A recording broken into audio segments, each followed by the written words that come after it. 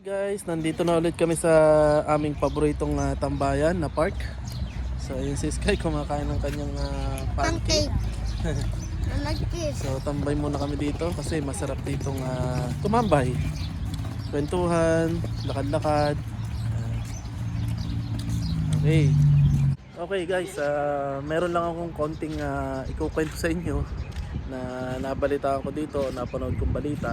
Sa isang parang swimming pool area. May foreigner na nagde 4. So umupo lang siya at nagde 4. Ngayon, syempre Arab country. May isang babae na siguro naramdaman niya na uneasy, naging uncomfortable siya kasi nagde 4. Siguro yun, naka-short yung lalaki.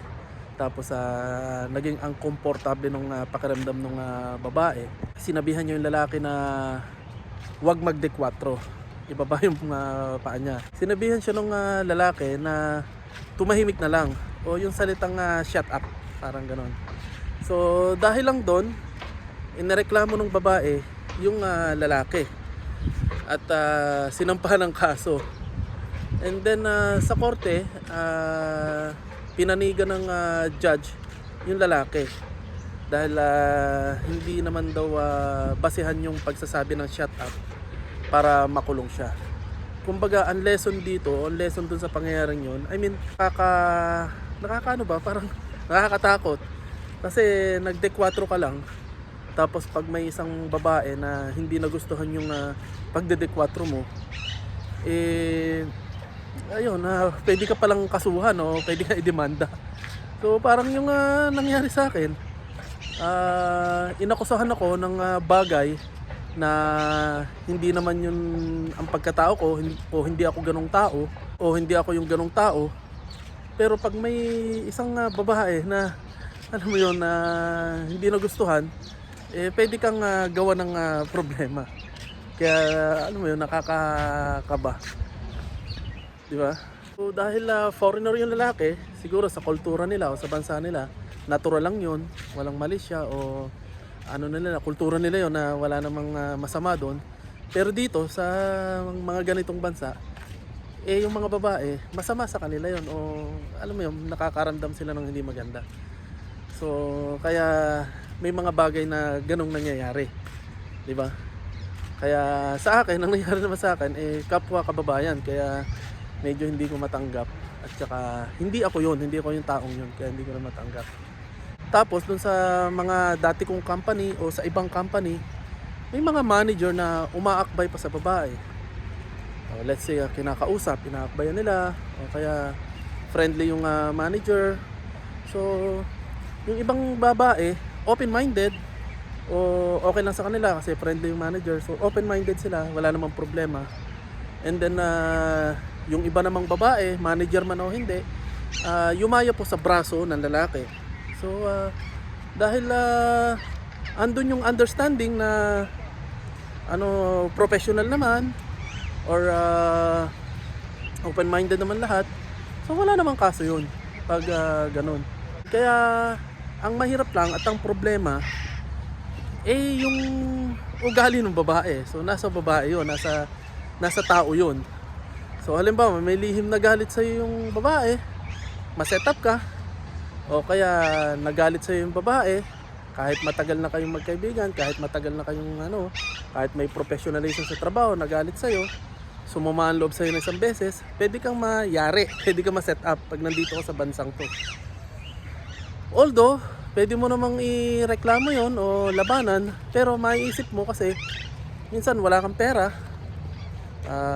Sayang yung oras mo, sayang yung panahon mo, at kukuha ka pa ng mga attorney, pupunta ka rito, pupunta ka roon, masasayang yung araw mo, mauubos, may makakancel yung visa mo o maraming bagay na kesa magsampa ka ng kaso o gumanti ka, ipapagpasa Diyos mo na lang. Diba? Pero sabi nga nila, sabi ng isang sikat na celebrity, there is no bad religion, only bad people. So pag nakatapat ka o napataon ka sa isang bad people, yari ka. yari ka talaga. Gusto ko lang i-share sa inyo ang mga ganong bagay kasi sa tingin ko related yung nangyari sa akin sa mga ganong sitwasyon. So ngayon padalawang linggo ko nang walang trabaho, naghahanap-hanap pa rin. Tinutulungan naman ako ng mga kaibigan ko, kamag-anak ko. Kaya hopefully makahanap ako as soon as possible kasi tumatakbo yung araw ng visa namin. So pag natapos yung isang buwan at wala pa rin ako nahanap na trabaho, ang mangyayari niyan, mag-a-apply kami ng visit visa ng 2 buwan. Tapos yun, patuloy pa rin akong maghahanap ng trabaho at kailangan makahanap ako ng trabaho para magkaroon ako ng bagong visa at may sponsoran ko ulit yung mag-ina ko para happy na ulit, diretso ang buhay at syempre learn my lesson. Talagang malaki yung impact sa akin ng nangyari sa akin ito at lahat ay inaano ko na kay Lord, lahat ay pinapaubaya ko na kay God at siya na yung bahala kasi kung bakit ako nandito, kung bakit ako nagkatrabaho, kung bakit masaya yung pamilya ko, dahil ni God. So siya yung may gawa ng lahat. Kaya pinapaubaya ko na sa kanya lahat. Alam ko na nakaguhit na yung palad ng isang tao o nakaguhit na yung destinasyon ng isang tao. Yung tao lang ang mamimili kung ano pipiliin niya sa buhay. Kaya lahat isinasaalang-alang ko na kay God at siya na ang bahala sa akin. Alam kong may mas plano siyang mas maganda sa akin. Okay? At kung sa tingin ng staff ko na yun na masama yung nagawa ko sa kanya,